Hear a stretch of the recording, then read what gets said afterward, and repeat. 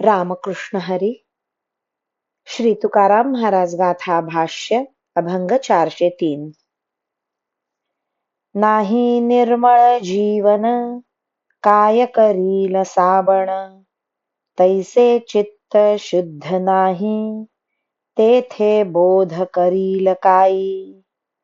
वृक्ष न धरी पुष्पफळ काय करील वसंत काळ, वांझा न होती लेकुरे काय करावे भ्रतारे. नपुंसका पुरुषासी काय करील बाईल त्यासी, प्राण गेलिया शरीर काय करील व्यवहार.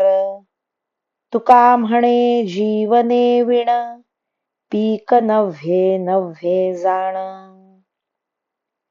पाणी स्वच्छ नसेल तर साबण काय करणार आहे, त्याप्रमाणे चित्त शुद्ध नसेल तर आत्मज्ञानाचा उपदेश काय करणार आहे.